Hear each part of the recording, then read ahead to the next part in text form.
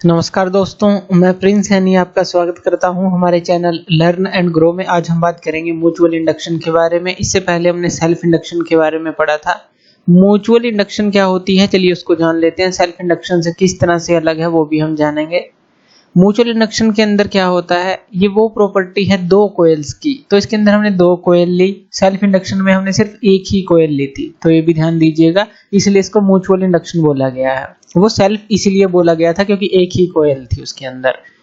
तो ये जो प्रॉपर्टी है दो कॉइल की है, by virtue of which each opposes any change in the strength of current flowing through the other.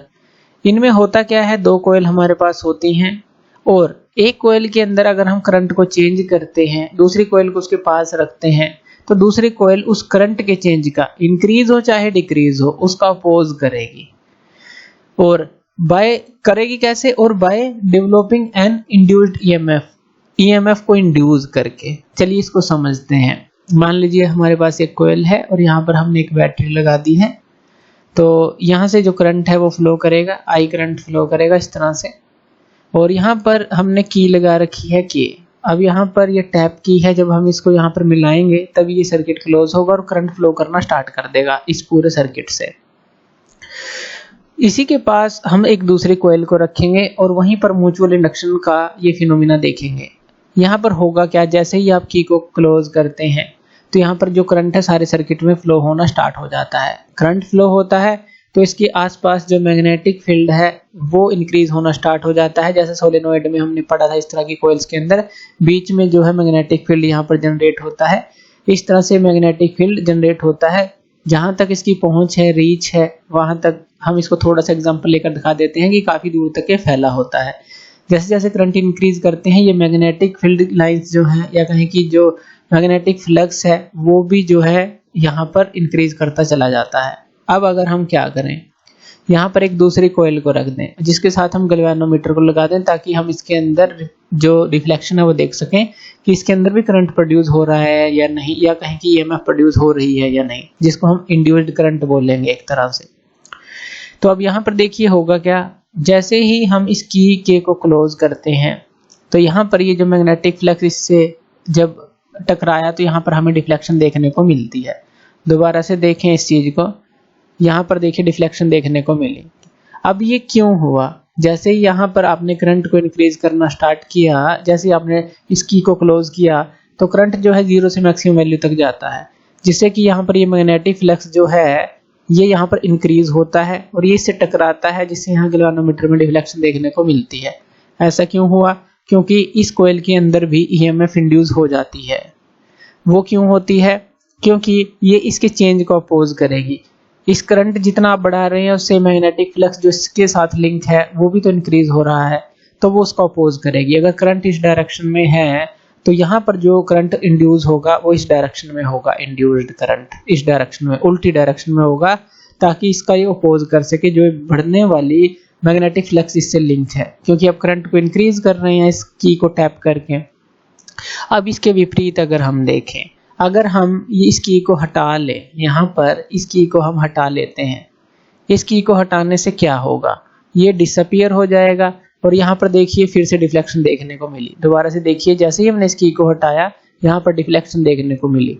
अब ये क्यों हुआ और इंड्यूस करंट कहाँ पर किस तरह से पैदा होगा, जैसे ही वो डिक्रीज हुआ, जैसे ही आपने की को हटाया तो करंट जो है डिक्रीज होना स्टार्ट कर देगा मैक्सिमम से 0 वैल्यू तक, और मैग्नेटिक फ्लक्स था जो इससे लिंक्ड वो भी डिक्रीज होना स्टार्ट कर देगा।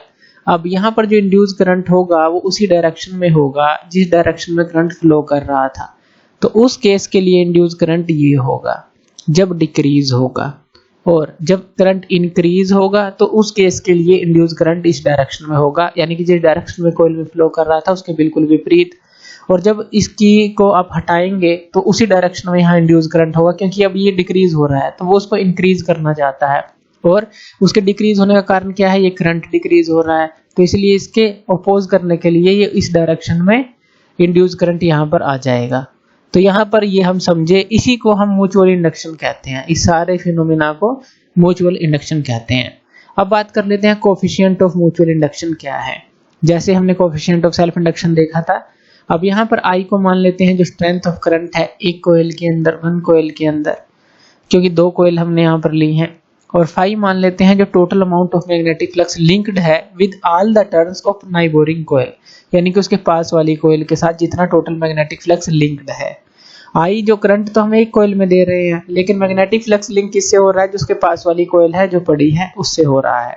हम क्या कह सकते हैं यहाँ पर, जो फाई है वो डायरेक्टली प्रोपोर्शनल आई के है, यानी कि करंट को जब हम बढ़ाते हैं तभी मैग्नेटिक फ्लक्स जो लिंक्ड है नाइबोरिंग कॉइल के साथ वो इंक्रीज होता है, इसको कम करते हैं तो वो डिक्रीज होता है। तो फाई जो डायरेक्टली प्रोपोर्शनल आई है, और इस डायरेक्टली प्रोपोर्शनल के साइन को हटाएं तो यहाँ पर एम आई आ जाएगा। एम यहाँ पर क्या है, कोफिशिएंट ऑफ म्यूचुअल इंडक्टेंस कह लीजिए, कोफिशिएंट ऑफ म्यूचुअल इंडक्शन कह लीजिए। तो ये एम जो होता है कोफिशिएंट है या कांस्टेंट ऑफ प्रोपोर्शनैलिटी आप इसको बोलेंगे, इसकी जगह आपने ये लगा दिया। अब अगर हम यहाँ आई की वैल्यू को 1 पुट कर दें, मान लीजिए यूनिटी करंट हम ले लेते हैं, तो फाई क्या हो जाएगा हमारा, फाई एम के बराबर हो जाएगा, यही होगा अगर आई की वैल्यू को 1 पुट कर देते हैं। तो यहाँ पर भी हमारे पास एक डेफिनेशन आती है कोफिशिएंट ऑफ म्यूचुअल इंडक्टेंस की, जो coefficient of mutual inductance of 2 coils का वो numerically equal to amount of magnetic flux होता है linked with 1 coil when unit current flows through the neighbouring coil, जब यूनिट करंट जो है फ्लो करता है नाइबोरिंग कॉइल से। तो इस तरह से ये एक डेफिनेशन निकल कर आती है। अब यहाँ पर हमने एक और चीज जो देखी थी, यानी कि एक और डेफिनेशन जो है देख सकते हैं, जैसे सेल्फ इंडक्शन में हमने देखी थी, जो ईएमएफ होती है नाइबोरिंग कॉइल के अंदर, तो वो उसका जो फॉर्मूला था वो क्या आप ले सकते हैं, -d∅/dt, यही था हमारे पास।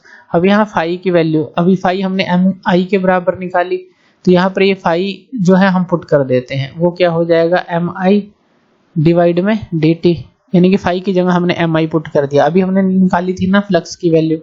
अब यहाँ से जो e की वैल्यू है वो आप कैसे लिख सकते हैं, m को आप आगे ले लें तो ये m आ जाएगा, माइनस भी है, और यहाँ पर ये क्या आ जाएगा di/dt, तो इस तरह से भी लिख सकते हैं। तो जो e की वैल्यू है, यानी कि यहाँ पर ये क्या आ गई, -m di/dt, ये वैल्यू आ जाती है। अब यहाँ पर जो di/dt है, यानी कि जो चेंज ऑफ करंट है विद रिस्पेक्ट टू टाइम, अगर हम इसको भी 1 ले लें, इसको भी 1 मान लें, तो यहाँ से एक और हम डेफिनेशन बना सकते हैं ईएमएफ की, जो कोफिशिएंट ऑफ म्यूचुअल इंडक्टेंस है उसके लिए।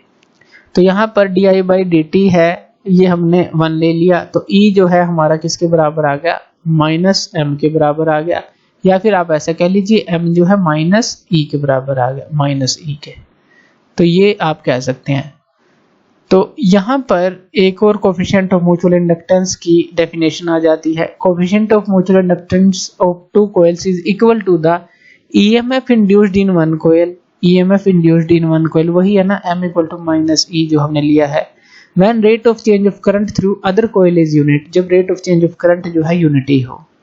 तो इस तरह से 2 डेफिनेशन हम यहाँ पर ले सकते हैं, सेल्फ इंडक्शन की तरह ही है सेम। अगर हम इसकी एसआई यूनिट की बात करें तो वो हेनरी होती है, यानी कि जो m है जिसकी हम बात कर रहे हैं, जो कोफिशिएंट ऑफ म्यूचुअल इंडक्टेंस है, तो एसआई यूनिट जो है हेनरी होती है। अब हेनरी क्या होता है, 1 हेनरी होता है जब करंट चेंज होता है at the rate of 1 ampere per second in 1 coil, induce करता है EMF of 1 volt in other coil. यानी कि अगर हम 1 हेनरी की बात करें तो जो 1 हेनरी है हमारे पास वो होता है 1 वेबर पर एम्पियर, ये जो है हमारे पास होता है। अब ये 1 वेबर हमने कहाँ से लिखा, तो यहाँ पर ये हमने अभी फॉर्मूला निकाला था जो m के लिए था। m के लिए फॉर्मूला हमारे पास क्या आ जाता है, e dt/di, यही फॉर्मूला आता है। यानी कि e के लिए हमने अभी फॉर्मूला निकाला था ना, क्या था वो, e = -m di/dt, यही था। यहाँ से m की वैल्यू को निकालें तो e के साथ dt/di हो जाएगा, तो ये फॉर्मूला हम ले रहे हैं, यहीं से हमने इसको निकाला है। अब यहाँ से अब देखिए यहाँ पर जो ईएमएफ है उसकी बात करें तो वो क्या हो जाएगा, हमारे पास 1 वोल्ट हो जाएगा, dt के लिए ये हो जाएगा सेकंड, और डिवाइड में di के लिए एम्पियर हो जाएगा, यही हो जाएगा। अब यहाँ पर जो वोल्ट सेकंड है इसको हम क्या लिख सकते हैं, वेबर लिख सकते हैं। यही डेफिनेशन हमने बनाई है, when A current changes at the rate of 1 ampere per second, 1 ampere per second के हिसाब से जब करंट चेंज होता है, di/dt की बात की गई है एम्पियर पर सेकंड के हिसाब से एक कॉइल में, और ईएमएफ प्रोड्यूस करता है 1 वोल्ट।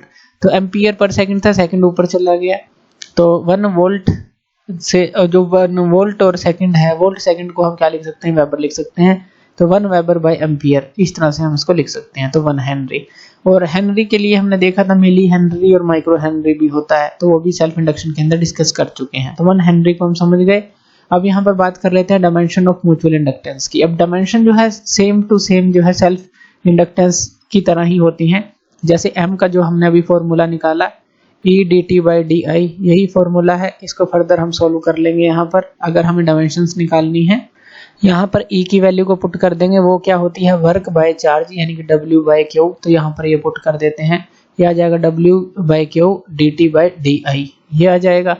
अब जो W है, वर्क डन जो है, उसके हमें पता है डायमेंशन फॉर्मूला है, वो क्या होता है m1L2t-2, यही होता है।